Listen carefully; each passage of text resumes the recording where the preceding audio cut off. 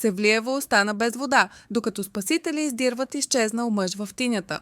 На този фон хиляди българи се включиха в мащабни шествия за 24 май. Трагедия разтърси Благоевград. 16-годишно момиче загина след падане, като в случая е намесен и ЛСД. Лили Иванова превзема Париж, но цените за зала Олимпия са шокиращи. И още исторически успех за българското кино с награда от Кан. А в края ще видим какво казахте вие за вчерашните новини. Трагичен инцидент тази нощ в Благоевград. Непълнолетно момиче загина, а момче с тежки наранявания и с опасност за живота след падане от 5-я етаж. Какви са версиите за случилото се, ще ни каже Марията Димитрова. Добър вечер. И към този час продължават процесуално-следствените действия тук на място. Разпитват се и съседите. Междувременно в столичната болница Пирогов лекарите се борят за живота на 17-годишния младеж, който е с тежки политравми и все още е в критично състояние. Не се изключва към момента нито една версия, казват разследващите, като в това число е и версията за тежко криминално престъпление. По информация на BTV, 4 младежи, които с нощи са се намирали в злополучния апартамент, са били под въздействието на ЛСД, наркотик, който предизвиква ярки визуални халюцинации, променя усещането за пространство и време и изостря сетивата. Повече обаче за трагедията и хронология на случилото се в първите минути на 24 май вижте.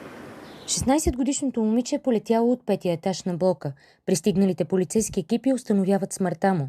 Съседи днес отричат да са чули шум и викове. Разбират за трагедията сутринта. Ето както каза, граден, отидох на магазин, не сутринта, 11 и нещо отидох. Нищо не знам. Тъжно е човешкия живот. Най-вече път деца. При огледа около сградата, тук зад блока, полицаите откриват паднал и младежът. Той е с множество контузии, но клоните на дърветата са умекотили удара, което е спасило живота му. Отманах, беше много кротко дете. Аз съм ги превеждала заедно с моите внуче през улицата, като беха първи и втори клас. По случая вече има 2 задържани, потвърдиха от полицията. Единият е открит в апартамента в неадекватно състояние. Според разследващите, младежите са употребили наркотично вещество, а вътрешният министър Иван Демерджиев призова. За пореден път настоявам да се впрегне целият ресурс на областните и главни дирекции за противодействие на наркоразпространението. Ще бъда безкомпромисен при бездействие или привидни действия. МВР трябва да се събуди. Работата по установяване на всички факти и обстоятелства по случая продължава под надзора на Окръжна прокуратура Благоевград. BTV новините на празничния 24 май продължават. Ето какво предстои. След по-малко от 2 часа на сцената на легендарната концертна зала Олимпия в Париж излиза примата на българската естрада Лили Иванова. BTV е медиен партньор на събитието. Каква е атмосферата преди концерта? Към кореспондента ни във Франция Десислава Минчева. Здравей, Деси! Вики, здравей и честит празник, най-красив български празник. Наистина 2 часа остават до концерта и вече видях десетки фенове дошли от България. Много силна група има от Кюстендил, от Плевен, от София. Разговарях с хора на над 70 годишна възраст и деца на 12 годишна възраст, които твърдят, че за нищо на света не биха изпуснали този концерт в Париж. Зала Олимпия, наистина митична, защото от тук тръгват кариерите и на Едит Пиаф, на Жак Брел, на Барбара. През 60-те години тук свирят Луис Армстронг, Ела Фицджералд, Битълс, Ролинг Стоунс и разбира се най-обожаваната и най-известната българка във Франция Силви Вартан. Концертът на Лили Иванова се продава на цена между 80 и 250 евро.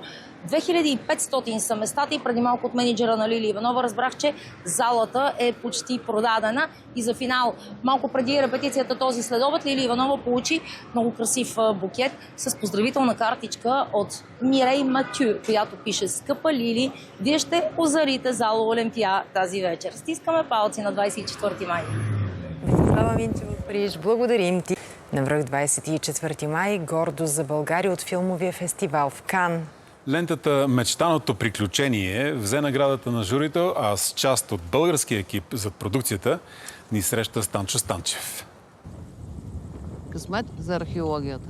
Драма за старинни разкопки в Свиленградско звучат 2 часа и 40 минути в Кан изцяло на български език. Именно копродукцията "Мечтаното приключение" впечатли журито. На наградите в Кан до германската режисьорка Валеска Гризабах беше и актрисата в главната роля Яна Радева. Тя, заедно с останалите актьори, част от творческите звена и продуцентският екип, са българи. Всички идоли, които някога сме гледали на големия екран, стоят срещу тебе, ръкопляскат ти и ти благодарят за това участие, което е вау.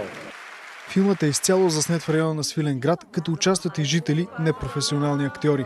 По лентата работят творци още от Германия, Франция и Австрия, а продукцията е подкрепена и от Националния филмов център.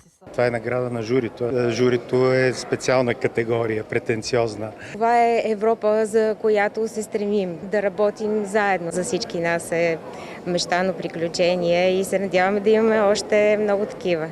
Успехът на мечтаното приключение е голям и по още една причина. Това е първата прожекция на български филм в фестивалния дворец в Кан от 1974 година насам. За BTV новините, Станчо Станчев. Здравейте! Време е за вашите коментари. Любимата ми част от видеото. Благодаря ви за активността. Вярка Цветкова споделя разочарование от правосъдието и скъпите череши, а Красимира Котева поставя острия въпрос за медийния подбор на новини. Юрий Атанасов и Надя ни напомнят със силни думи, че зад всяко бедствие често стои човешка небрежност, липса на контрол и забравена държавност. Накрая Венцоти ни призовава да обичаме родината и да пазим чист красивия ни език. Вашето мнение е ценно и ни кара да се замислим. Пишете ни, четем всичко с интерес.